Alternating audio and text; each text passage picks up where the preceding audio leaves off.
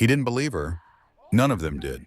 Because when Kira Brennan looked that Marine dead in the eye and said two words, last chance, they laughed. Didn't know what she was. Didn't know what she'd done. Didn't know that the quiet woman they surrounded at 0200 hours was a Navy SEAL ghost operator 3 years dead. They jumped her anyway. 10 seconds later, not one of them was standing. So before we show you what happens when you ignore a SEAL's warning drop, a comment telling us where in the world you're watching from, smash the like button, hit subscribe, and don't forget to turn on the bell icon.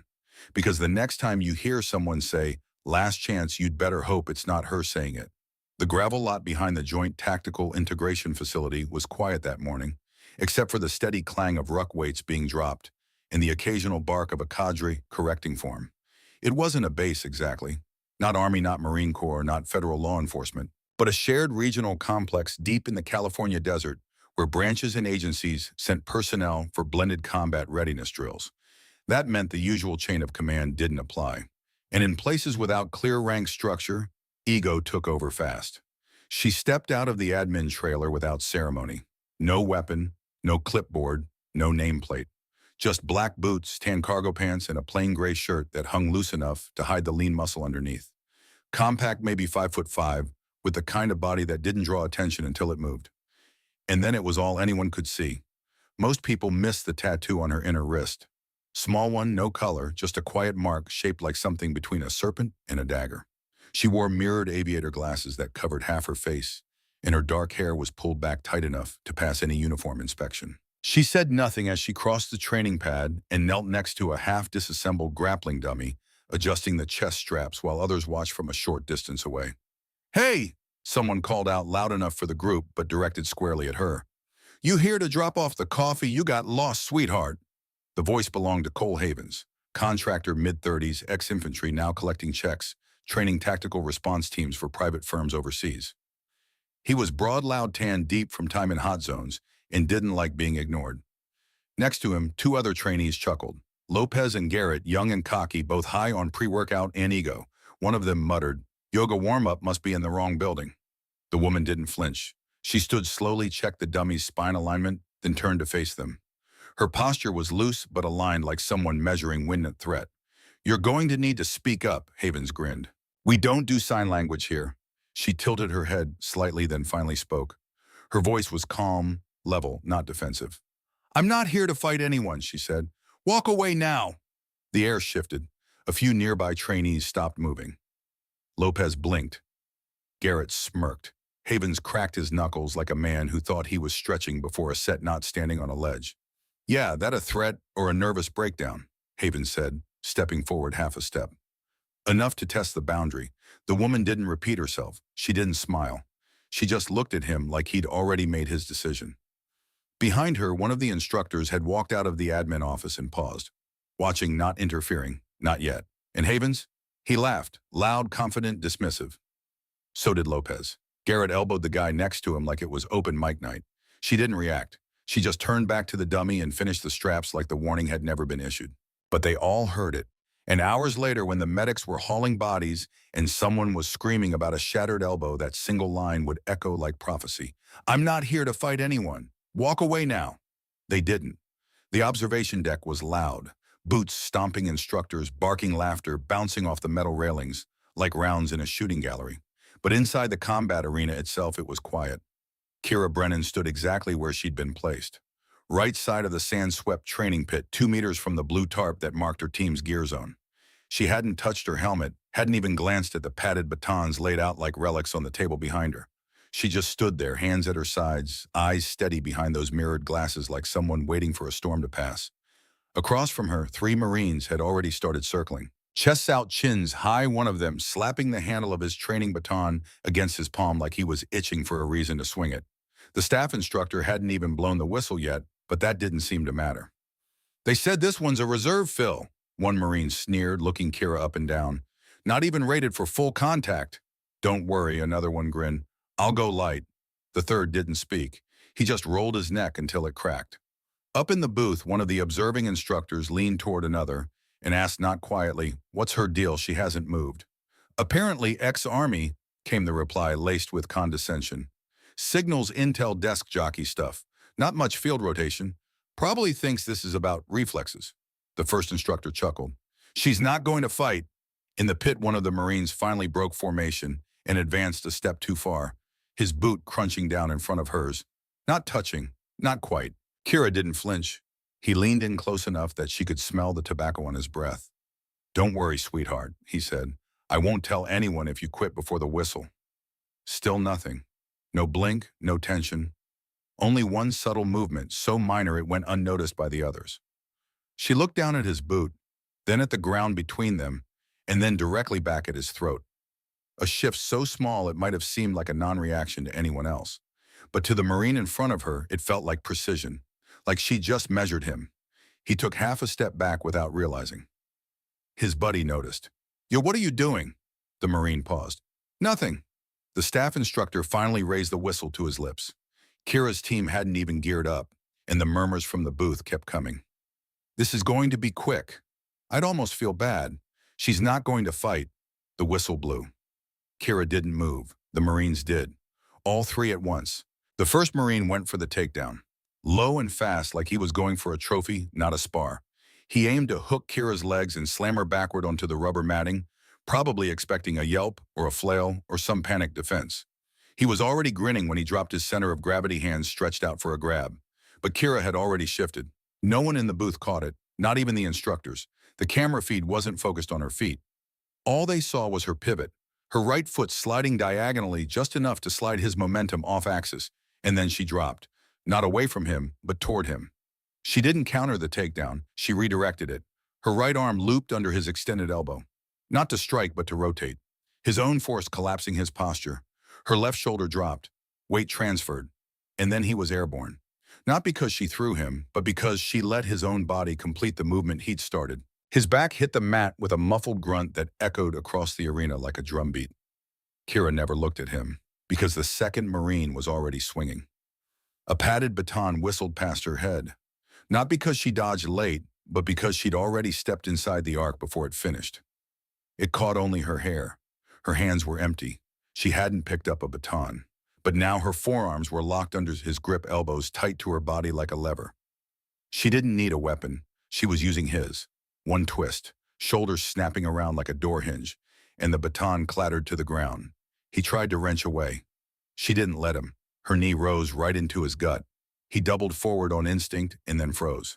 Because she had her elbow positioned under his chin, exactly 2 centimeters beneath the pressure point that would collapse his airway entirely. One slight lift, that's all it would take. But she didn't strike, she released him. Let him drop to one knee, breathing hard, confused like something had short-circuited in his training. Up in the booth, one instructor jolted forward. Wait, what did she just rewind that camera? The third Marine, quiet until now, rushed her from a blindside angle.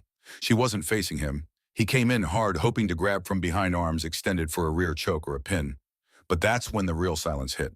Because what happened next didn't make sense. Kira didn't turn, didn't pivot, didn't brace. She ducked. And the moment his arm passed over her shoulder, she locked it. Not with a flashy twist, not with brute force, but with the exact angle of control taught in elite restraint programs.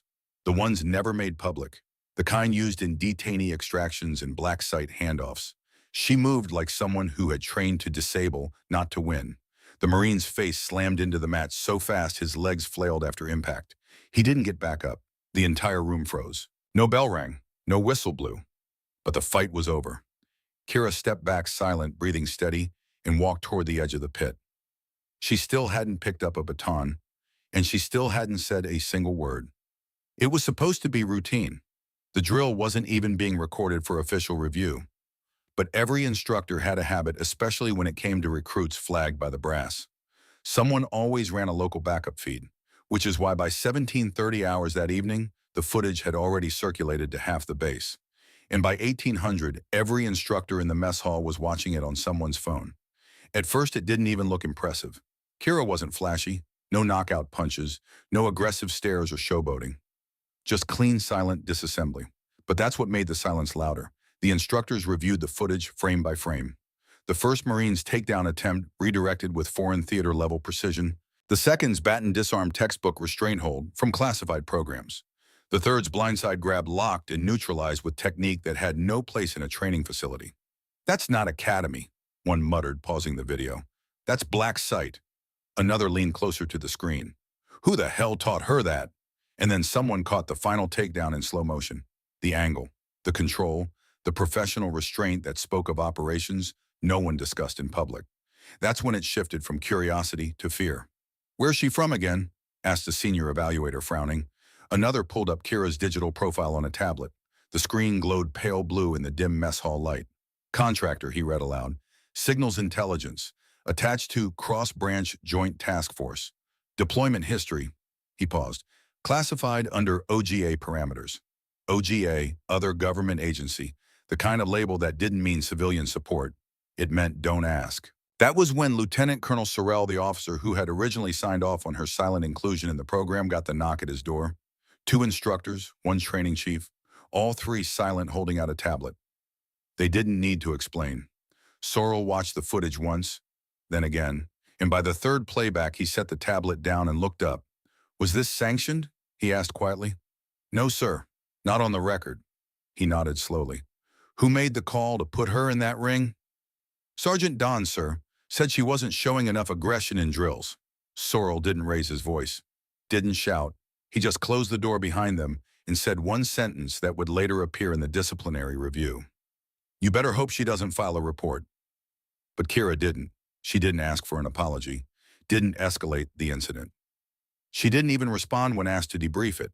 She went back to her bunk, back to her nightly logs, and stayed silent, which somehow made the entire thing worse, because no one could read her, and no one could tell what she was holding back. The tape was flagged "Do Not Share." But it didn't matter. By the end of the week, it had passed through more phones than any sanctioned training clip in the last decade. It wasn't about the fight. It was about the way she walked away from it, as if it had never happened. The silence didn't calm anything down. If anything, it made people nervous. Kira didn't strut, didn't complain, didn't gloat. She reported to every morning drill like nothing had happened. Didn't correct the rumors, didn't defend herself. She just ran lifted file data when ordered. And when pressed during tactical analysis sessions, she'd offer answers. Brief, clear textbook. No speculation, no embellishment. For a group built around bravado, that kind of silence was worse than arrogance. So they made a decision. If she wasn't going to talk, they'd force her to react. It started with a fake miscommunication. She was marked absent from a scheduled session despite being there on time, public write-up, then a misrouted gear drop, her boots replaced with a half size too small, her pack stuffed with 10 pounds of wet sand. She didn't flinch, didn't even file a correction. So they escalated. Instructors pulled her aside for a mock after-action review, framing her as the weak link in a simulated hostage operation. I just don't get what you're doing here, Brennan, one sergeant said, arms crossed, voice loud enough for others to hear. This isn't signals anymore. This is close quarters, real stakes. She stood at attention, eyes forward. Understood, Sergeant. No, it's not about understanding. It's about belonging. Do you really think you belong here? She didn't answer, which only made it worse. They finally tried to provoke her in front of the group. Day 19, open drill, rain, mud. Midday heat hanging thick over the compound like wet wool. They handed her a 30-pound steel sledgehammer and pointed to the tire stack. 300 strikes, barked the instructor. Now! Kira didn't ask why, didn't question the number. She just raised the hammer and started swinging. No gloves, no rest. By strike 80, her palms were red. By 140, they were blistered. By 200, bleeding. Someone radioed in quietly to ask if they should cut the drill short. The lead instructor answered with a shrug. She'll break or she won't.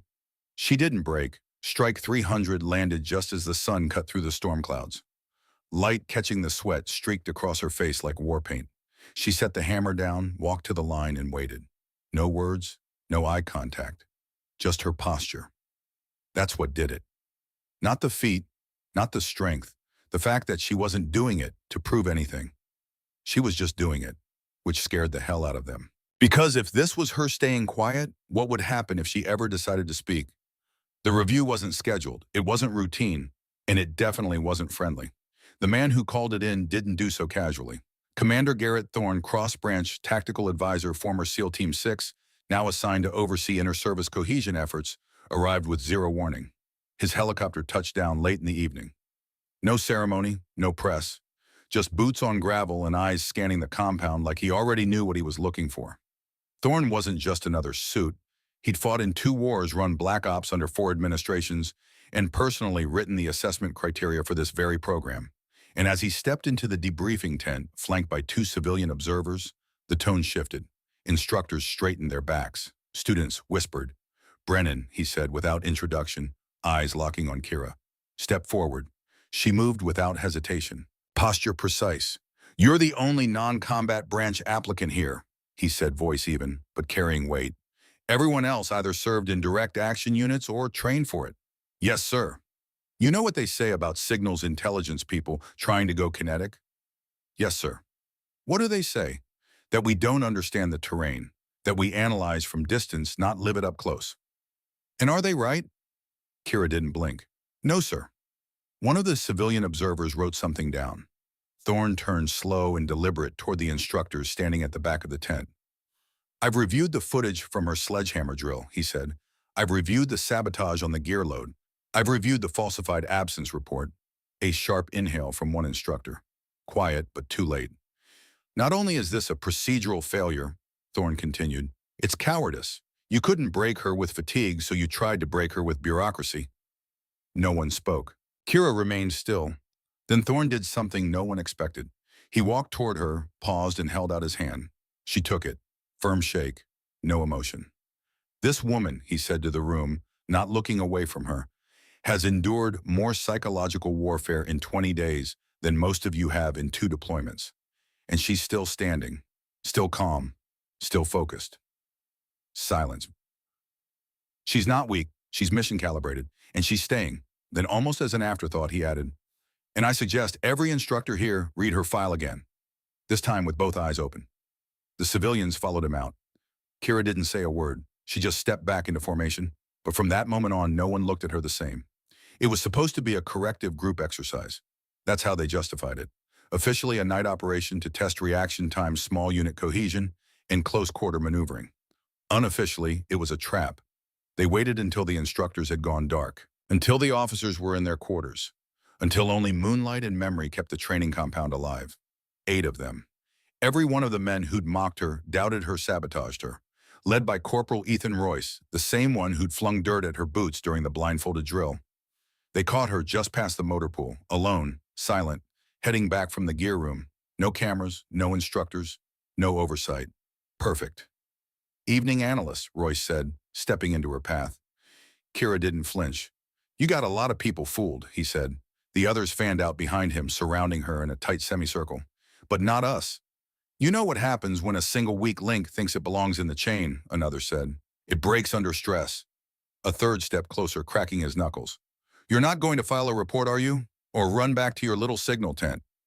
Kira's face remained unreadable. She didn't retreat, didn't ask for help, didn't even raise her hands. She just breathed, and then she spoke. 2 words, calm, final. "Last chance." Royce blinked. "What?" She didn't repeat herself, just looked at him, at all of them, like she was giving them one final opportunity to make a different choice. One of them laughed, nervous but trying to sound confident. "She thinks she's tough." Another moved, quick, reaching to shove her shoulder and throw her off balance. That was the last mistake, because Kira wasn't trained for brute force. She was trained for precision. Her left foot slid back 6 inches, weight shifting low. Right hand caught the incoming wrist, and without even using her other arm, she leveraged the momentum into a redirect that flung him off balance and slammed his chest into the side of a transport truck. Thud. He didn't get up. Another lunge from behind, but she turned low and pivoted, elbow meeting rib at the perfect angle. Crack. Royce cursed and charged, fist clenched. He never reached her. Kira dropped low, swept his leg, then rose with a palm strike so fast it stunned even the men watching from the perimeter. He staggered. She caught him by the collar and whispered close enough that only he could hear. "You call this stress?" She let him drop. 4 of them stood frozen. 3 others had backed up. Not one dared take another step. No shouting, no taunts. Just Kira standing in the center of their broken circle, not even out of breath. And still she hadn't said a word. Not until she turned her back and walked away. Only then did one of them mutter, voice shaking, "What the hell is she?" Another answered quieter, "I think she's the reason this whole program exists." It was supposed to be a silent after-action review. No confrontation, no investigation. Just a name roll and gear check before lights out. But when Lieutenant Dylan Cross entered the debriefing hut that morning, he paused. Because Kira Brennan was already standing at attention center of the room, arms at her side, uniform perfect. And the rest were scattered, bruised, avoiding eye contact. Royce had one arm in a sling and a red welt still darkening beneath his eye. "What happened?"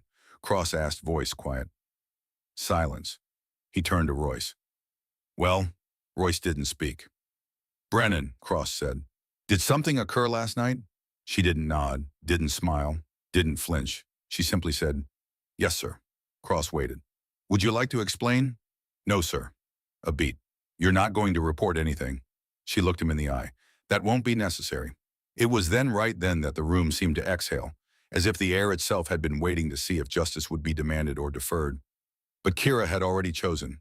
Not revenge, not discipline, just silence. The kind that tells you everything you need to know. Cross stepped forward, looked each of the bruised trainees in the eye one by one, and finally said, "Dismissed, all of you, except Specialist Brennan." They filed out, quiet, careful, slower than usual. When the door closed, Cross sat down. He didn't look at her. Not at first. Then quietly he asked, "Why didn't you want to escalate it?" Kira answered without hesitation. "Because they weren't the threat, sir." He raised an eyebrow. "Then what were they?" "The test," she said. "And I passed." A long pause, then Cross nodded slowly. "Yes, Specialist, you did." He stood up, turned to her fully, then gave a sharp, respectful salute. Not as a superior to a subordinate, but as one soldier to another. She returned it, wordless, calm. And the next morning, without any announcement or ceremony, her name was added to the classified transfer list. Destination unknown, unit redacted. But every person in that room knew the truth. She was leaving, not because she had failed, but because she was already beyond this program.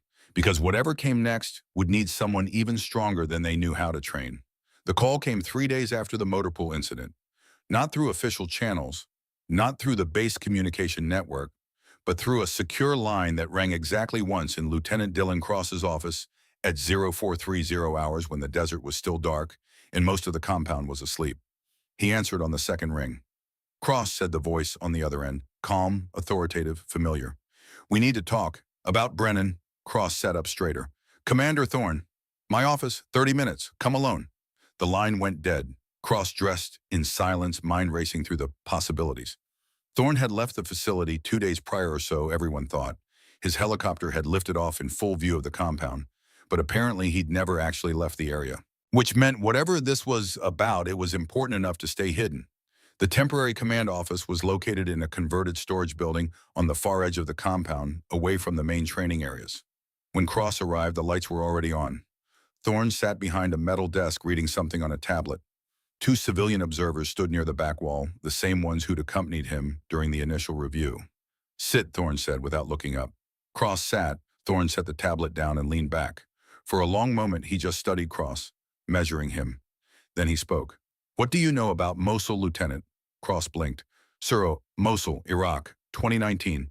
Final push against ISIS remnants in the old city. What do you know about it?" "Standard operational history, sir. Coalition forces urban warfare high casualties. Declared liberated, but pockets of resistance remain for months." Thorne nodded slowly.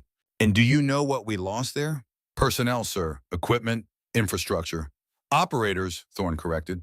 "We lost operators. Good ones. The kind you can't replace." He paused. "We lost a SEAL sniper team. Building collapsed during an HVT extraction. 2 KIA confirmed on site." Cross waited, not understanding where this was going. Thorne tapped the tablet. One of those KIA was Lieutenant Kira Brennan, 27 years old, SEAL qualified, sniper school graduate, 3 combat deployments, Purple Heart, Navy Cross recommended posthumously. The room went very quiet.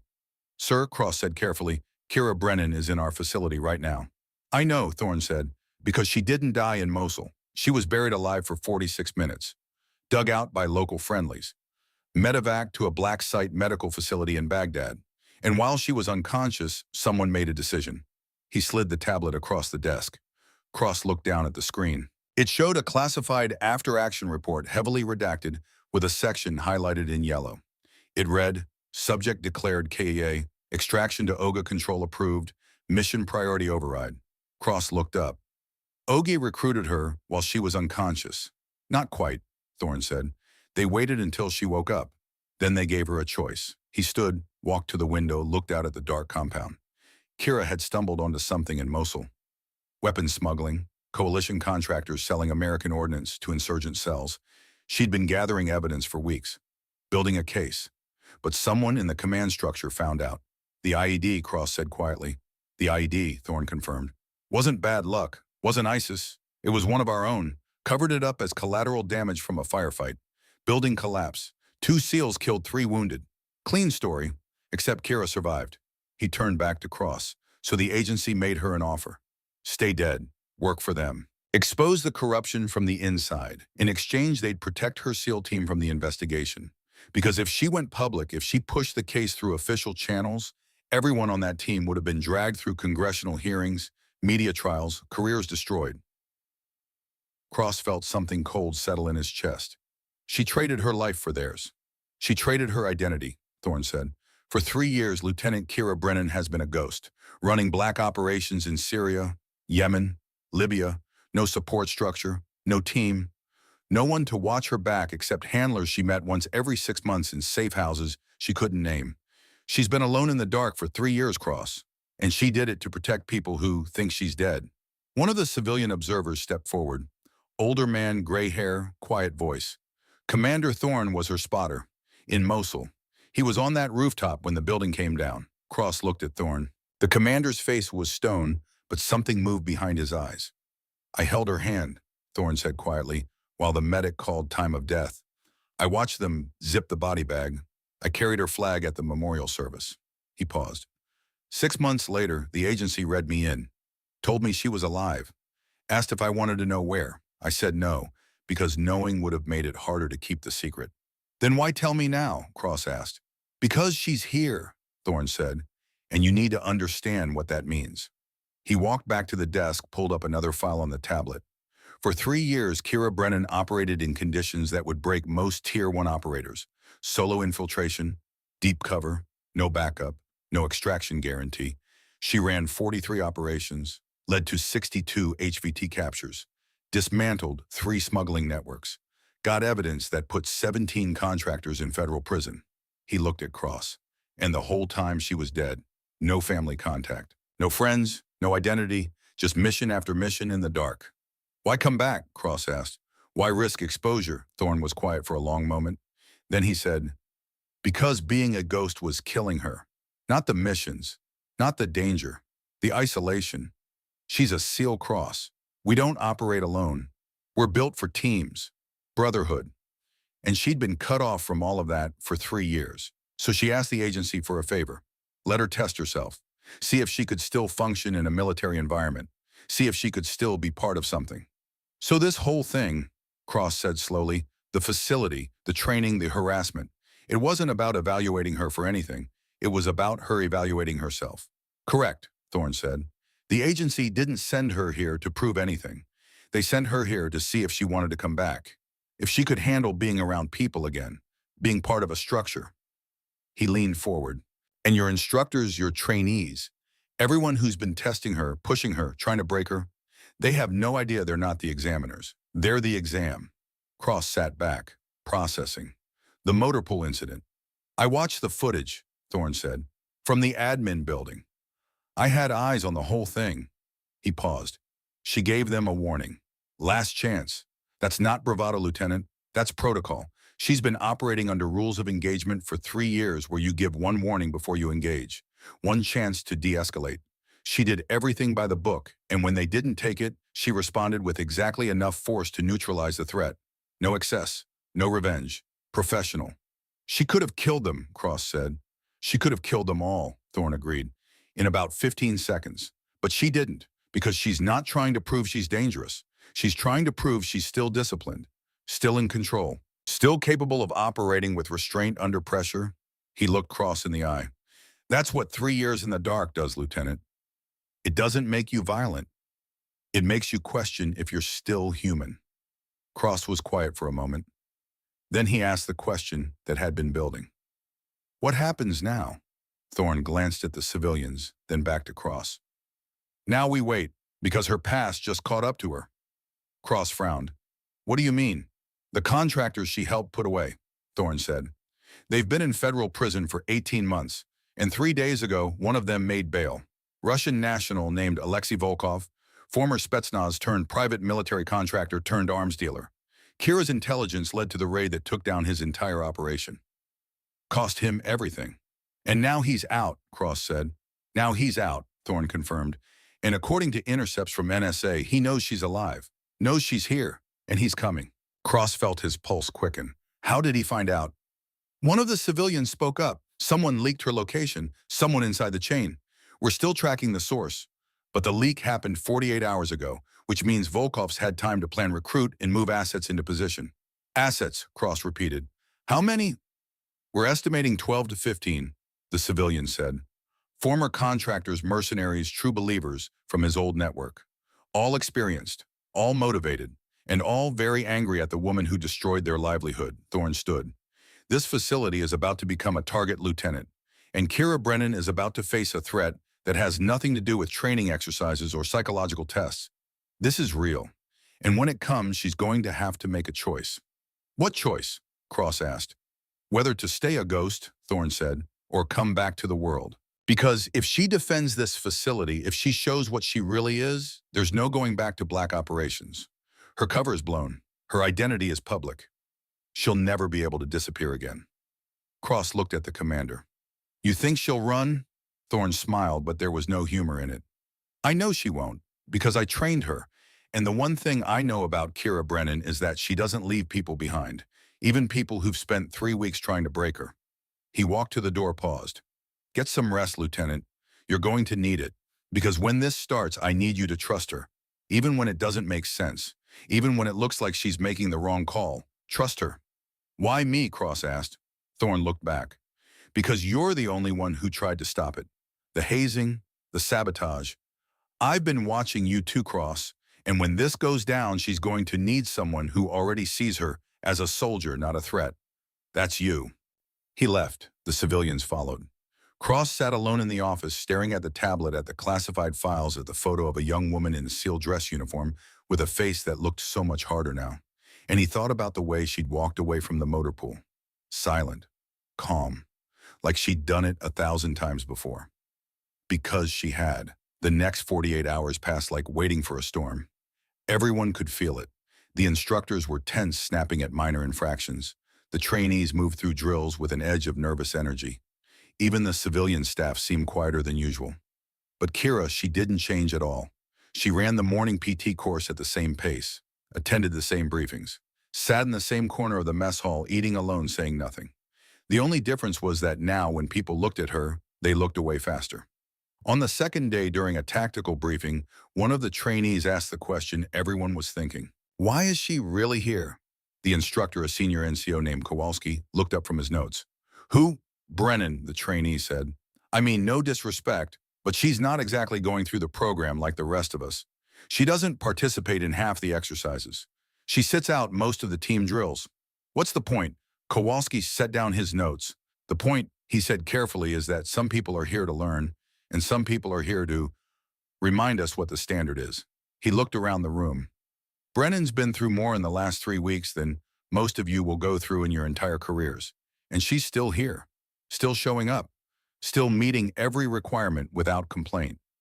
If you can't see the point in that, then you're not paying attention. The trainee shut up, but the question lingered. Cross watched Kira during the briefing. She sat in the back row, as always, arms crossed, eyes forward. Didn't react to the question. Didn't react to Kowalski's answer.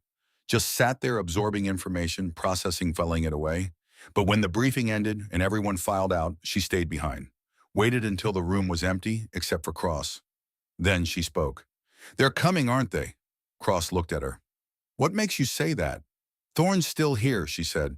I saw his vehicle behind the admin building this morning. Covered, but not well enough. And there are 2 civilian surveillance specialists running perimeter checks every 4 hours. That's not standard. She tilted her head slightly. Plus, you've been watching me like you're waiting for something to happen. So either I'm about to be arrested or someone's about to attack this facility. And since I haven't done anything arrest-worthy, I'm guessing it's the latter. Cross almost smiled. Almost. You always this observant? 3 years of solo ops, she said. You learn to notice things, or you die. He nodded slowly. Thorne briefed me about Mosul, about the agency, about everything. Kira didn't react, just waited. And yeah, Cross continued, they're coming. Alexei Volkov, the contractor whose network you helped dismantle, he made bail 3 days ago. NSA intercepts say he's got your location. He's bringing a team. How many? 12 to 15. All experienced. Kira was quiet for a moment. Then she said, they'll hit at night, multiple breach points. Probably try to take out communications first, then isolate and eliminate. Standard contractor playbook. She looked at Cross. What's the facility's defensive posture? Minimal, Cross admitted. We're a training facility, not a combat outpost. We've got a handful of armed instructors, some perimeter sensors, and a fence that wouldn't stop a determined teenager. So we're soft, Kira said. Very, she nodded. Then we need to harden up. Fast. Cross hesitated. Thorne said this is your call. Whether you want to stay and fight or disappear before they get here. If you leave now, we can extract you. Put you somewhere safe. Let federal law enforcement handle Volkov. Kira looked at him like he just suggested she sprout wings and fly. How many people are on this facility right now? 43, including civilians. And how many of them know how to handle a coordinated assault by professional killers? Cross didn't answer. That's what I thought, Kira said. She stood up. I'm not leaving, but I need to talk to Thorne, and I need you to gather every instructor who's qualified for combat operations. Weapons, tactics, experience. I don't care what branch they came from. If they can fight, I need them. You're taking command, Cross asked. I'm offering tactical coordination, Kira corrected. Thorne's still senior, but he's been behind a desk for 2 years. I've been in the field for 3. I know how Volkov thinks. I know his patterns. And I know how to stop him. She headed for the door, then paused. One more thing. Yeah. Royce and his crew, the ones from the motor pool. I want them in the defensive plan. Cross frowned. You sure about that? They're trained, Kira said. And they're motivated.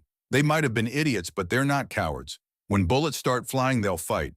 I can use that. She left before Cross could respond. The planning session happened in Thorne's temporary office at 2100 hours.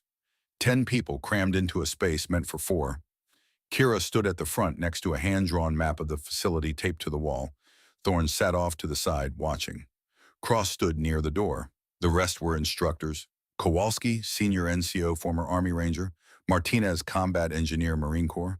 2 others whose names Cross didn't catch, but whose bearings screamed special operations.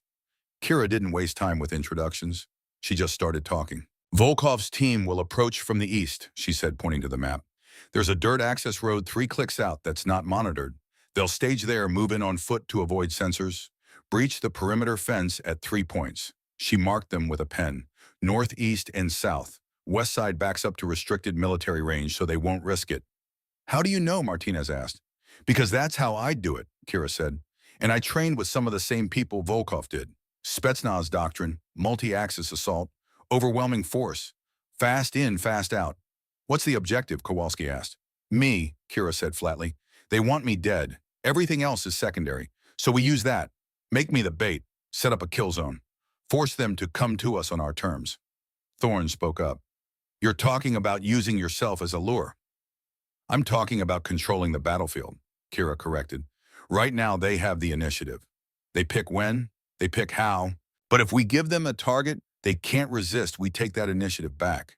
And if they don't take the bait, one of the other instructors asked, then we have a perimeter defense that's better than what we have now, Kira said. Either way, we win. But I think they'll take it. Volkov's not subtle. He's angry. Angry people make mistakes. Thorne stood up, walked to the map. Walk me through it, Kira nodded. We positioned most of our defensive personnel in the admin building.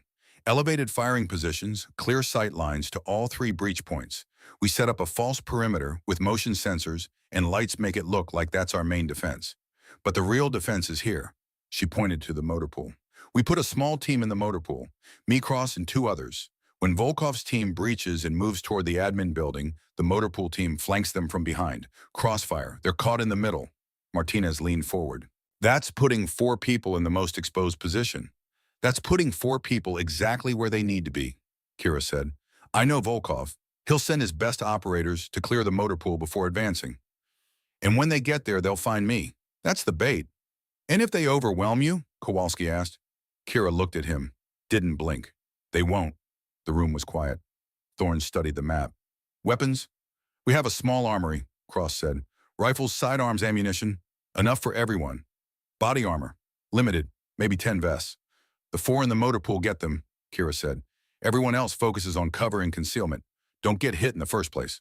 What about civilians? Martinez asked. Bunker them in the mess hall, Kira said. Interior room, no windows, reinforced walls. 2 armed guards on the door. If anyone gets that far, we've already lost. Thorne nodded slowly. Comms, short-range radios, Cross said. We've got enough for everyone. Good, Kira said. Coordinate all movement through me. No one fires unless I give the signal. No one moves unless I clear it. This only works if we're disciplined. You're asking a lot of trust, Kowalski said, not unkindly. I know, Kira said, but I've run operations like this before, and everyone in this room is still breathing because someone somewhere made the same ask of them. Trust the person who's been there. Trust the plan. Trust the training. She looked around the room. I won't lie to you. Some of us might get hurt. This isn't a drill. These are professionals coming to kill. But if we do this right, if we stay calm and execute, we can stop them. All of them. And everyone on this facility goes home. One by one, they nodded. Thorne stood. All right, we've got maybe 24 hours before they hit. Let's get to work. The meeting broke up. People filed out, already talking tactics and assignments. Cross started to follow, but Kira caught his arm. Lieutenant, he turned. In the motor pool, she said quietly, when it starts, I need you to trust me. Even if it looks like I'm making the wrong call. Even if it looks like we're losing. Trust me. Why tell me this? Cross asked. Because you're the one Thorne said I could count on, Kira said. And because when Volkov shows up, it's not going to be clean. It's not going to be easy. And there's going to be a moment where you think we should retreat, call for backup, wait for reinforcements. She paused. We won't have time for any of that. So I need to know now. Can you trust me? Cross looked at her. This woman who'd been dead for 3 years, who'd survived alone in the dark, who'd endured everything this facility had thrown at her without breaking. Yeah, he said. I can trust you. She nodded. Good, because Volkov's not the only ghost coming back from the dead. And when he sees me, he's going to realize he made a mistake. What mistake? Kira's face was stone, thinking I was someone he could kill twice. The attack came at 0247 hours on a moonless night when the desert was black as ink and silent as a grave. Kira was already awake. She'd been awake for 3 hours, sitting in the motor pool maintenance bay, with her back against a concrete pillar rifle across her lap, listening to the darkness. Cross sat 20 feet away, positioned near the north entrance. 2 other instructors, Kowalski and a former Marine named Stevens, held positions at the east and west corners. The facility's perimeter sensors had been deliberately miscalibrated. Not enough to be obvious, but enough to create gaps, holes in the coverage that would look like maintenance errors to anyone studying the security patterns. Invitations disguised as incompetence. Volkov's team would see those gaps, and they'd use them. Kira's radio crackled softly. Thorne's voice barely a whisper. Viper Command, motion detected Sector 3, multiple contacts. Viper, the call sign she'd used in Mosul, in Syria, in a dozen operations across 3 years. Thorne was using it now deliberately, reminding her who she was, what she was. Copy Command, Kira replied, her voice calm. Professional. All stations weapons hold. Wait for my signal. Across the compound in the admin building, 8 instructors and armed personnel waited in darkness. In the mess hall, 37 civilians sheltered behind reinforced doors with 2 guards outside. Everyone was in position. Everyone was ready. But Kira knew readiness and reality were different things. Most of these people had never been in a real firefight, never had someone trying to kill them with professional precision. Training prepared you for the mechanics, but it didn't prepare you for the moment when you realized the person shooting at you wanted you dead and had the skills to make it happen. She checked her rifle one more time. M4 carbine, fully loaded, optics zeroed at 50 meters. Sidearm on her hip. 2 spare magazines. Not much, but enough. She'd worked with less. The radio crackled again. Martinez positioned on the admin building roof with night vision. Command, I've got eyes on. 12 contacts moving in from the east access road. Staggered column, tactical spacing. They're professionals. Copy, Thorne replied. All stations confirm ready status. One by one, the call signs checked in. Everyone was set. Kira watched the motor pool entrance, waiting, breathing, letting her heart rate settle into the rhythm she'd learned in 100 missions. Slow, steady, present. This was the part she'd almost forgotten. Not the fear. You never forgot the fear. But the clarity that came with it. The way everything sharpened when the stakes became real. She'd been living in simulation mode for 3 weeks. Drills, tests, games. This wasn't a game. The first explosion came at 0251 hours. Not large, but loud enough to wake anyone who'd been sleeping. The north fence line exactly where Kira had predicted. Breaching charge, probably C4, blowing a hole big enough for 3 men to move through simultaneously. 2 seconds later, the east fence went, then the south, 3-axis assault. Just like she'd said. "Contact all sectors," Martinez called over the radio. "They're coming in fast." Kira keyed her radio. "All stations hold fire. Let them advance. Wait for the crossfire." She could hear the uncertainty in the silence that followed.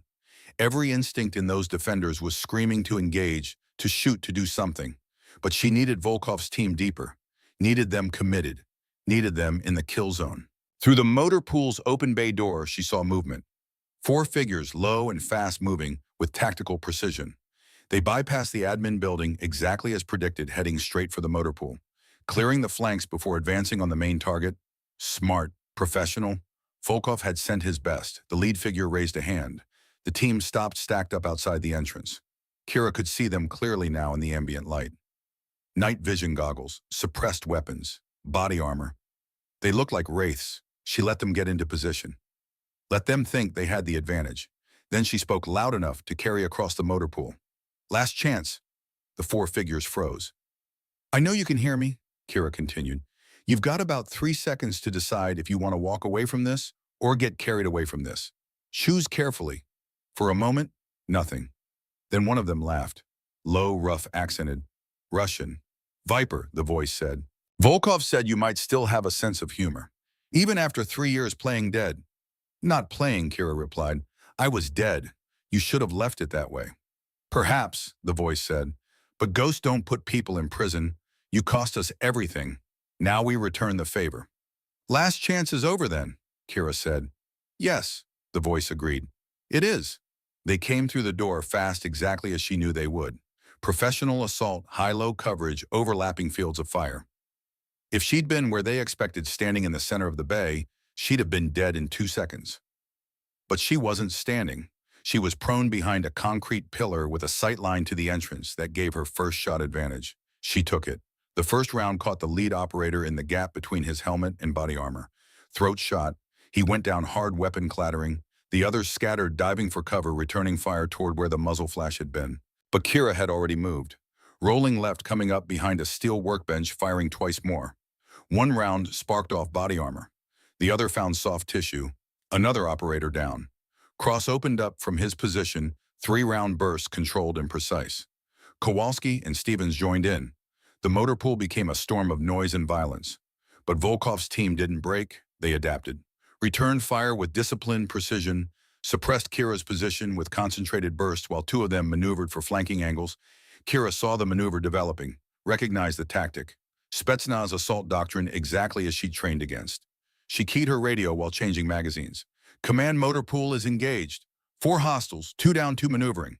Execute secondary positions now." "Copy," Thorne replied. In the admin building, the defensive line shifted. Martinez and 3 others moved to new firing positions, creating overlapping fields of fire that covered the motor pool's approaches. Anyone trying to reinforce Volkov's assault team would have to cross open ground under direct observation. The trap was set. One of the remaining operators made his move. Fast break from cover, trying to close distance on Kira's position. He was good, trained, experienced. Not good enough. Kira didn't shoot him. She let Cross take the shot. Let him prove he could do this. The rifle cracked once. The operator stumbled, went down. The last one saw how it was going. Saw 3 of his team dead or dying. Saw the crossfire developing. Made the smart choice. Withdrawing, he called out. Not to Kira, to someone else on his radio. His team leader. Probably Volkov himself. He threw a smoke grenade and retreated under cover. Kira let him go. She didn't need to kill everyone. She needed Volkov to know his assault had failed. Needed him angry. Needed him to make the mistake she was counting on. The motor pool fell quiet except for the ringing in their ears and the harsh breathing of people who just survived their first real firefight. Motor pool secure, Kira reported. 3 enemy KIA-1 withdrawn. Friendly casualties none. Status on other sectors, Martinez came back. Admin building, no contact yet. They're probing the perimeter, but holding back. They're reassessing, Kira said. They know we're not soft. They're going to regroup and try something else. Thorne's voice cut in. Viper Command, good work. Hold position and wait for their next move. Negative, Kira said. We don't wait, we press. Explain. Volkov just lost 3 operators in under 60 seconds, Kira said. He's angry, confused, wondering how a training facility had that kind of defensive response. Right now, he's most dangerous, but he's also most vulnerable. He'll make a mistake if we push him. What are you proposing? Kira looked at Cross, at Kowalski, at Stevens. They were scared but holding. Good enough. I'm going out there, she said, drawing him into the open. Once he sees me, once he knows I'm here, he won't be able to resist. He'll come for me himself. And when he does, we end this. The radio was silent for 3 seconds. Then Thorne said, Viper, that's suicide. No, sir, Kira replied. That's tactics. Volkov wants me dead more than he wants anything else. More than survival. More than escape. That's his weakness. I'm using it. Absolutely not, Thorne said. We hold position, wait for federal backup. They're 20 minutes out. 20 minutes is enough time for Volkov to realize he's outmatched and withdraw, Kira said. He disappears back into the contractor network, regroups, tries again in 6 months somewhere else. Or we finish it now. Clean. Final. Cross spoke up. Commander, she's right. If we let him run, this doesn't end. Thorne didn't respond immediately. Kira could imagine him in the admin building, weighing options, calculating risks. Finally, he said, if you do this, you don't go alone. Cross goes with you. Sir, I work better solo. I know, Thorne said, but you're not solo anymore. You're part of a team. Act like it. Kira felt something shift in her chest. Small, unexpected. She looked at Cross. He nodded. Copy command, she said. Cross and I are moving to engage. Everyone else holds defensive positions. If this goes wrong, you lock down and wait for federal. It won't go wrong, Cross said quietly. Kira almost smiled. Let's hope you're right. They moved out of the motor pool 3 minutes later, using the smoke from the grenade as concealment. Kira led Cross, followed, both moving with the kind of tactical discipline that came from training and experience.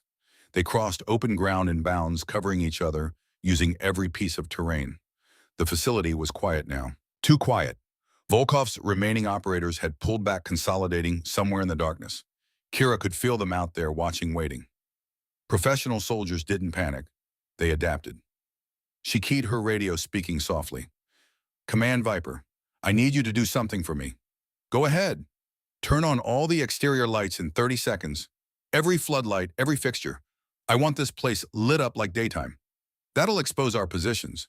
That's the point, Kira said. Volkov thinks he has the advantage in darkness. We take that away, force him into the light he has to react instead of plan. A pause, then 30 seconds. Mark. Kira and Cross reached the cover of a transport vehicle parked near the center of the compound. She checked her watch. 20 seconds. 15. Cross leaned close. What happens when the lights come on? We find out if Volkov wants revenge more than he wants to live, Kira said. 10 seconds. And if he does, then this gets interesting, Kira replied. 5 seconds.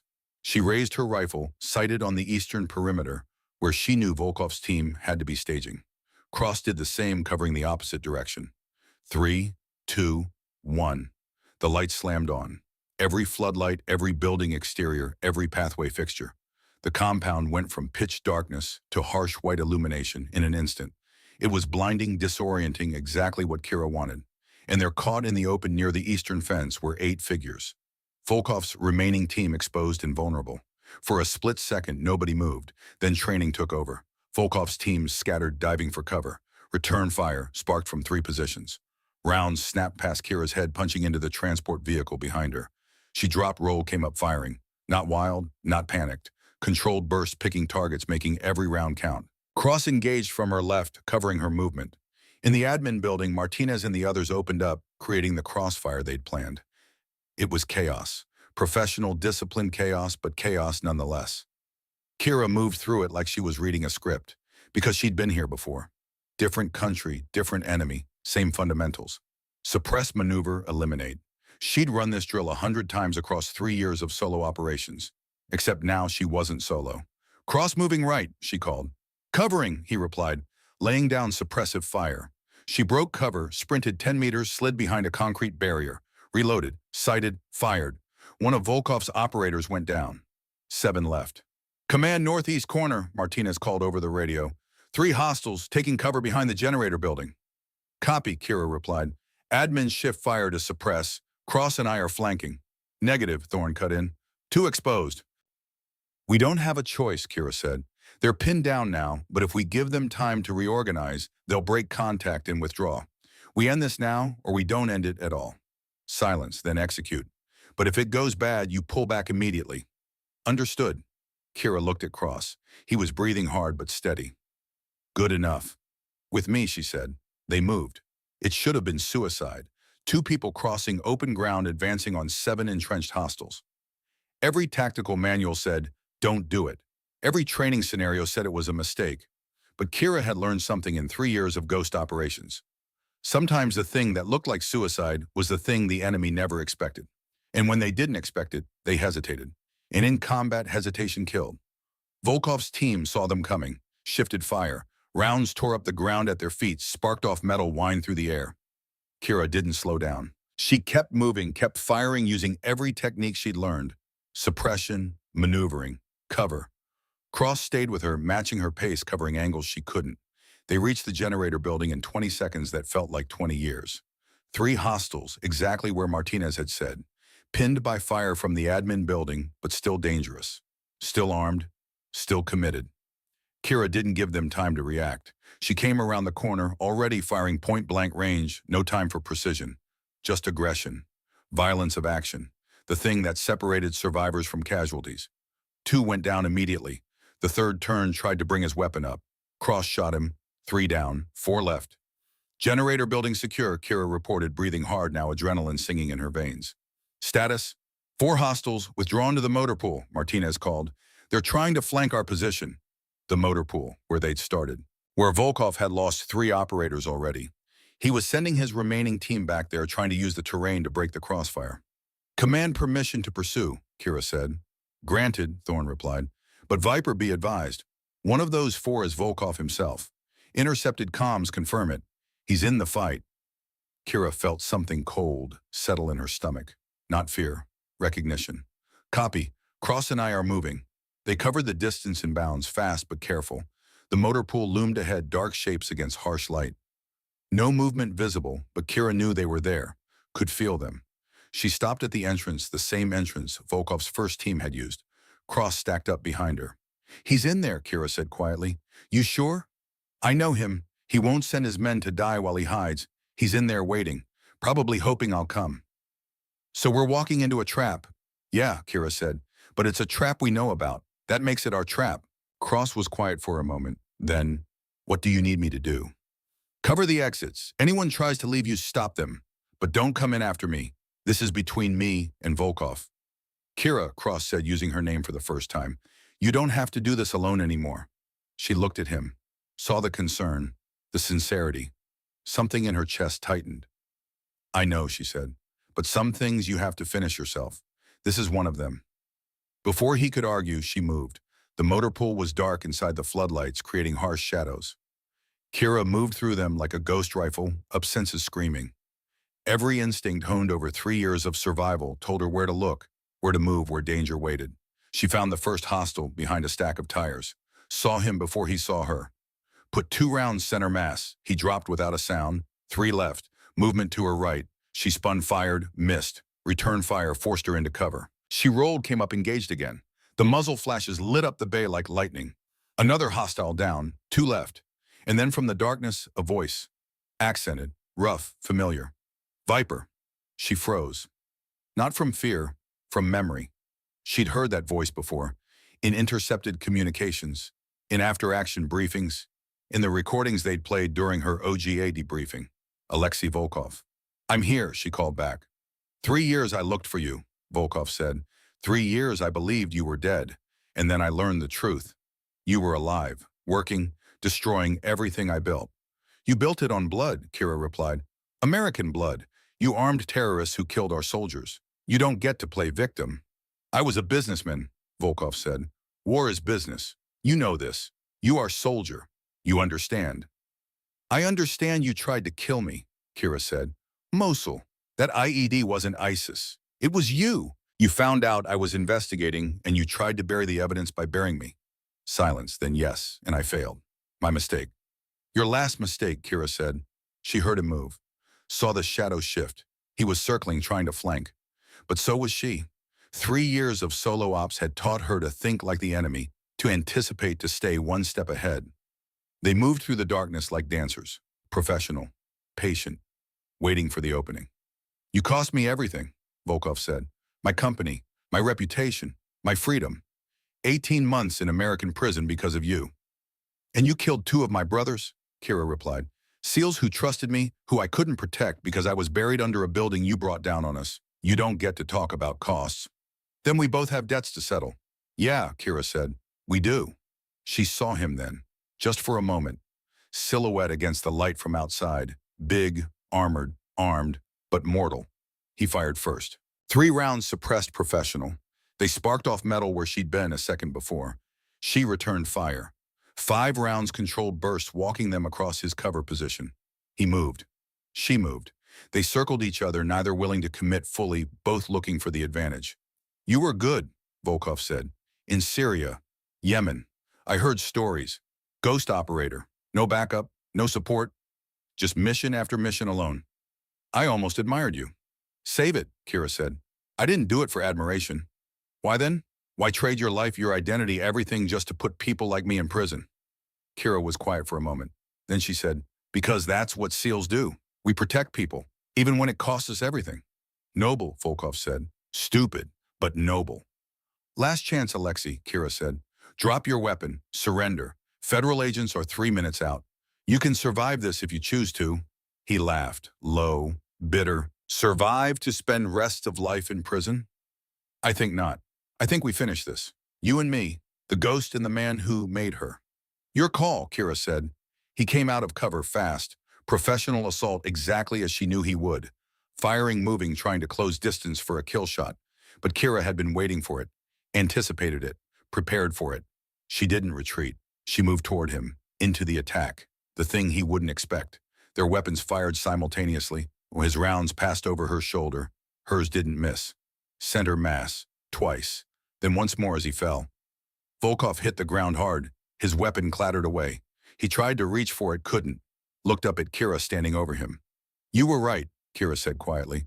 We both had debts. Now they're settled. Volkov coughed, blood on his lips. The ghost wins. No, Kira said. The SEAL wins. There's a difference. His eyes closed. He stopped breathing. Kira stood there for a moment, rifle still raised, making sure. Then she keyed her radio. Command Viper, motor pool secure. Volkov is down. Last hostile is... Movement behind her. She spun. The final operator stood 10 feet away. Young, scared, weapon raised but shaking. Don't, Kira said. He fired. Wild panicked. The round went wide. Kira didn't. One shot. He dropped. Motor pool secure, she repeated into the radio. All hostiles neutralized. I'm coming out. She walked out of the motor pool to find Cross waiting, rifle up, covering. When he saw her, he lowered it. You good? He asked. Yeah, Kira said. I'm good. Behind her, the motor pool was silent. Ahead, the compound was already coming back to life. Lights on, people moving, the crisis passing. But Kira stood there for a moment, just breathing. Not the tactical breathing from training. Just breathing. In, out, alive. She'd been a ghost for 3 years. Dead to the world. Dead to her team. Dead to herself. Not anymore. Federal agents arrived 17 minutes later. 3 black SUVs, a dozen agents, all business. They secured the scene, documented casualties, took statements. Kira gave hers in 10 sentences. Precise, professional, no embellishment. The lead agent, a woman named Richardson, looked at her with something between respect and suspicion. Lieutenant Brennan, she said, we've been looking for you. I've been here the whole time, Kira replied. That's not what I mean. Your OGA handler wants to debrief you, says your cover's compromised. You need to be extracted. Kira looked around the compound, at the instructors cleaning up, at the trainees helping to secure the perimeter, at Cross standing nearby watching. Tell my handler I'll debrief when I'm ready, Kira said. Right now I have people to check on. Richardson raised an eyebrow. You're refusing extraction? I'm delaying it, Kira corrected. There's a difference. She walked away before the agent could respond, headed toward the admin building where Thorne was coordinating with Facility Command. People moved aside as she passed. Some nodded, some saluted, some just stared. She found Thorne on the second floor looking out over the compound. He turned when she entered. Viper, he said. Commander. They stood in silence for a moment. Then Thorne said, hell of a thing you did out there. Just finishing what I started, Kira replied. No, Thorne said. You started something 3 years ago in Mosul. Tonight you finished it. There's a difference. Kira was quiet. OG is going to want you back, Thorne continued. New identity, new operations, more time in the dark. I know. Is that what you want? Kira looked out the window, at the compound, at the people, at Cross still standing where she left him. 3 years ago, I made a choice, she said. Traded my life to protect my team, and I'd make that choice again. But tonight I had a team again. For the first time in 3 years, I wasn't alone, and I remembered what that felt like. So what are you going to do? Kira turned to face him. I'm going to tell OG a thank you, but no. I'm done being a ghost. I'm coming home, and if they don't like it, they can court-martial me. Thorne smiled, small, proud. They won't, because what you did tonight defending this facility, saving these people, that's going to get you a medal. Probably more than one, and it's going to make it very hard for them to send you back into the shadows. Politics, Kira said. Strategy, Thorne corrected. You earned your way back, Viper. You proved you can still operate with a team, still trust, still lead. That's what tonight was about. Not Volkov, not the attack, but you figuring out if you could still be a SEAL instead of a ghost. Kira felt something release in her chest, something that had been clenched tight for 3 years. And, she asked, and you can, Thorne said. Welcome home, Lieutenant Commander. Kira blinked. Commander, promotion's retroactive, Thorne said. You've been operating at that level for 3 years. Navy's just making it official, along with your reinstatement to active duty. Effective immediately. He pulled a folder from his desk, handed it to her. She opened it. Transfer orders. Training Division West Coast. Command position. You're putting me in charge of training? Kira asked. I'm putting you in charge of building something new, Thorne said. Integrated Special Operations Training Program. Taking lessons learned from operators like you and teaching the next generation what it really takes. Legacy SEALs mentoring new candidates. Breaking down the old barriers. Showing them what's possible. Kira looked at the orders, at her name, her rank, her future. There's one condition, Thorne said. What's that? You get to pick your staff, instructors you trust, people you want to work with, build your own team. Kira thought about it for maybe 3 seconds. Then she said, I want Cross, and I want Royce. Thorne raised an eyebrow. Royce, the one who jumped you in the motor pool. The one who fought beside me tonight, Kira corrected. He made a mistake, learned from it, and when it mattered, he stood his ground. That's someone I can work with. Thorne nodded slowly. Your call. Anyone else? Give me a week, Kira said. I'll have a full roster. You've got it. They shook hands. Thorne's grip was firm, respectful. One more thing, he said. Your team, the SEALs from Mosul, they're going to want to know you're alive. Kira's throat tightened. Yeah, I know. Miller asks about you every week, has for 3 years, wants to know if we ever recovered your body, if there's anything left to bury. Tell him, Kira said quietly. Tell him Viper says hi. Tell him I'm coming home. Thorne smiled. I will. He's going to lose his mind. She left the office and walked back downstairs. The compound was quieter now, the chaos settling into exhausted relief. She found Cross by the motor pool helping to clear debris. Lieutenant, he said when she approached. Dylan, she replied. He looked surprised she used his first name. Yeah. How would you feel about a transfer training division? West Coast, teaching the next generation how to not get killed. Cross blinked. You serious? Dead serious. I'm building a team. Need good instructors. You proved yourself tonight. You trusted me when it didn't make sense. Followed orders under fire. That's the kind of person I need. Cross paused. Yeah, I'm in. Good, Kira said. Report in 2 weeks. We've got a lot of work to do. She started to walk away, then stopped, turned back. Dylan, yeah, thank you for having my back tonight, for trusting me, for reminding me what it feels like to have a team. Cross nodded. Anytime, Commander. She walked across the compound one more time, taking it in, the place that had tested her, broken her, and ultimately brought her back to life. She found a quiet corner near the perimeter fence and pulled out her phone, stared at it for a long moment. Then she opened a new message and started typing. Mom, it's me. I know you think I'm dead, and for 3 years I was. But someone just reminded me that the strongest operators aren't the ones who survive alone. They're the ones who bring everyone home. I'm coming back, not as the daughter who died, but as the soldier she became. I'm done being a ghost. Love, Kira. She hit send before she could change her mind. The response came 30 seconds later. Just one word, when Kira smiled. First real smile in 3 years. She typed soon. I have some things to finish first, but soon, I promise. Behind her, she heard footsteps. Turned to find Ethan Royce standing there, arm out of the sling, now looking uncertain. Ma'am, he said, I wanted to apologize for what happened, what I did. There's no excuse.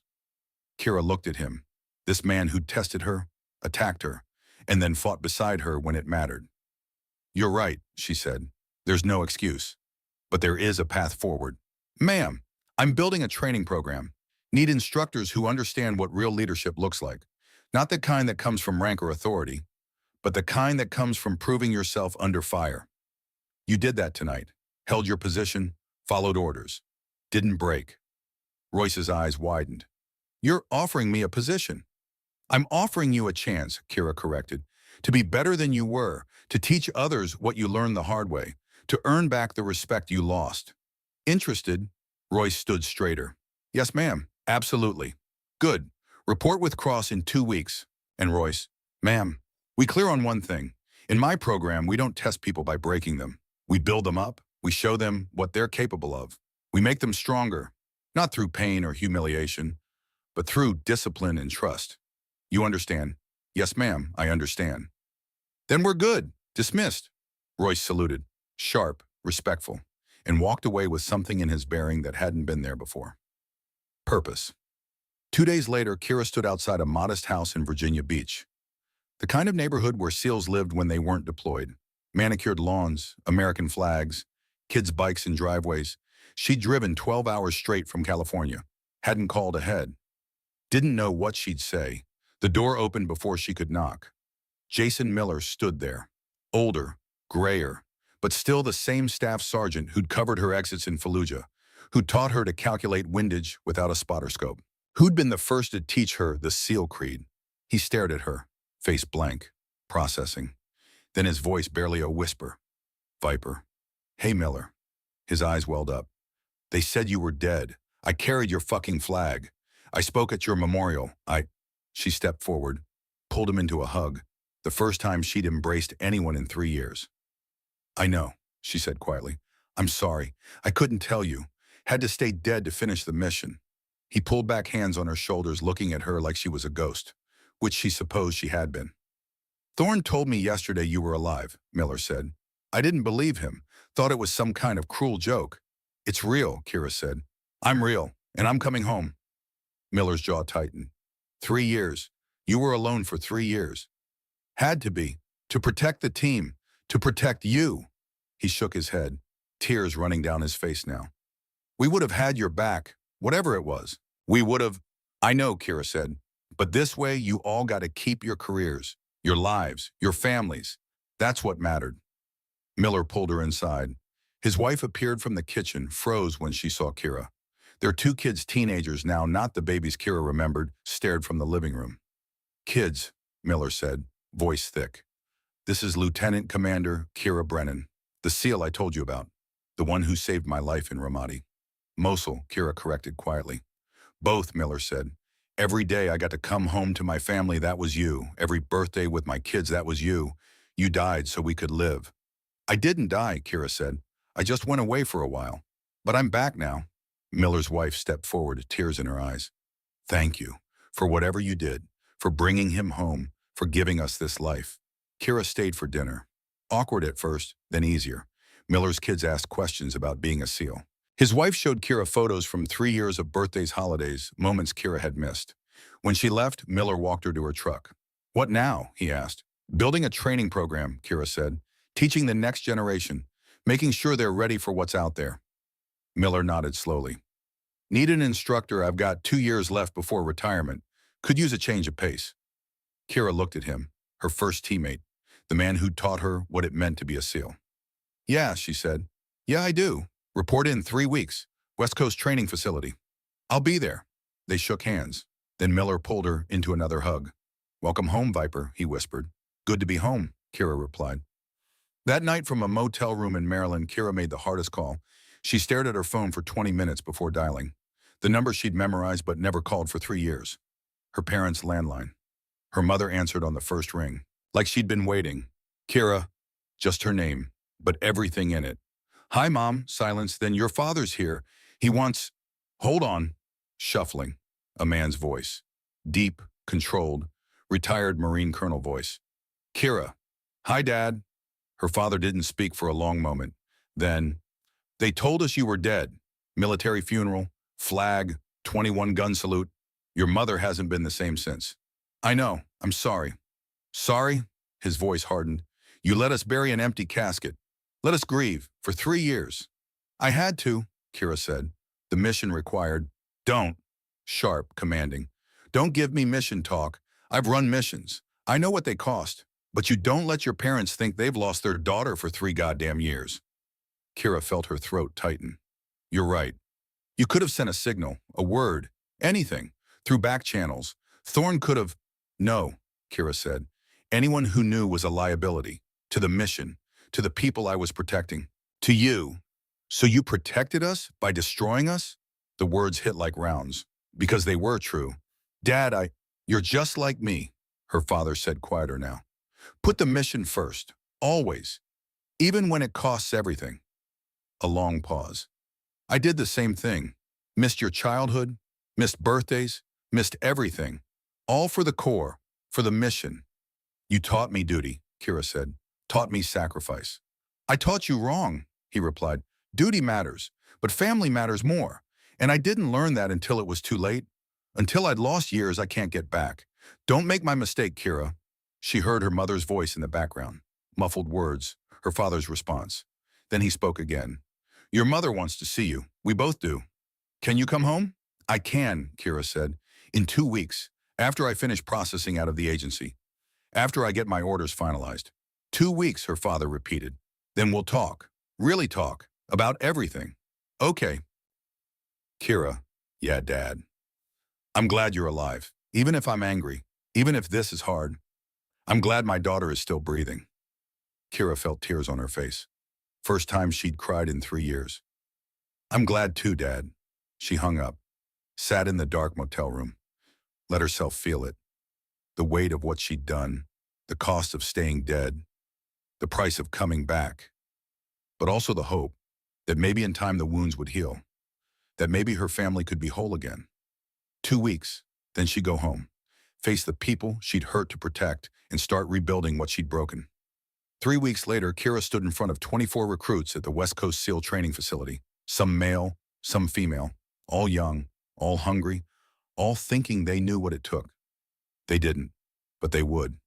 Dylan Cross stood to her right, Ethan Royce to her left, Jason Miller at the back, arms crossed watching, Garrett Thorne observing from the viewing deck, her team, her instructors, her brothers. Kira looked at the recruits, saw herself at 22, cocky, untested, thinking physical strength and mental toughness were enough. She knew better now. My name is Lieutenant Commander Kira Brennan, she said. And before we begin, I'm going to tell you something every instructor in this program believes you're going to fail. The recruits shifted, uncomfortable. Not might fail, will fail, because that's what this program is designed to do. Break you down, find your limits, push you past what you think is possible. She walked down the line, making eye contact, measuring. Some of you will quit, she continued. Some of you will get injured. Some of you will realize this isn't what you want. And that's okay, because the SEALs don't need people who can survive training. We need people who can survive 3 years alone in the dark and still remember why they fight. One recruit raised a hand. Young woman, maybe 23. Ma'am, how do we know if we have what it takes? Kira stopped in front of her. You don't, not yet, but I'm going to teach you, all of you, what it really means to be a SEAL. Not the physical part, you'll get that, but the part they don't teach in BUIT. The part about trusting people with your life, about making choices that cost you everything, about coming back from the dead because people are counting on you. She stepped back, addressed them all. In this program, we don't test you by breaking you. We build you up. We show you what you're capable of. We make you stronger through discipline, through trust, through proving that you deserve to stand beside the operators who came before you. Cross stepped forward. And if you make it through this program, you won't just be qualified. You'll be ready for anything, Royce added. We've all been where you are. We've all failed. We've all had to prove ourselves. Some of us had to prove ourselves more than once. Miller's voice from the back. And some of us had to learn the hard way that the mission isn't about being the toughest. It's about being the smartest, the most disciplined, the one who brings everyone home, Kira nodded. So here's what's going to happen. For the next 6 months, you're going to train harder than you've ever trained. You're going to learn things you didn't know existed. You're going to be tested in ways you can't imagine. And at the end, if you make it, you'll be SEALs. Not because you survived, but because you became something more than what you were. She paused. Let it sink in. But before we start, I'm going to give you the same opportunity I give every recruit. Last chance. If you want to walk away, do it now. No judgment, no shame. Just an honest assessment that this isn't for you. 24 recruits stood silent. Not one moved. Kira smiled. Small, proud. Good, then let's begin. As the recruits filed out to the training yard, Thorne descended from the viewing deck. Well, Kira asked. You're a natural, he said. They believe you. More importantly, they believe in themselves because of you. That's the point, Kira said. I spent 3 years alone. I don't want anyone else to ever feel that way. This program is about making sure they don't, making sure they have a team, making sure they are never ghosts. Thorne nodded. You did it, Viper. You came back. Not just from being dead, but from being alone. You're home. Kira looked out at the recruits running their first drill, cross-calling cadence, Royce demonstrating form, Miller watching with the eye of someone who'd done this 10,000 times. Yeah, she said quietly. I am. That night alone in her quarters, Kira looked at the 3 items on her desk. Her SEAL trident finally returned from the memorial display. The photo from Mosul, her team smiling alive together. And the transfer orders with her name, her rank, her future. Lieutenant Commander Kira Brennan, Training Division, active duty. Not a ghost, not dead, not pretending. Home. She picked up the photo, ran her finger over the faces. Miller. The others. The family she'd protected by disappearing. Then she set it down and looked at the trident. The symbol of everything she'd been, everything she'd lost, everything she'd earned back. She pinned it to her uniform, felt the weight of it, the meaning. Tomorrow she'd teach 24 recruits what it meant to wear this, what it cost, what it was worth.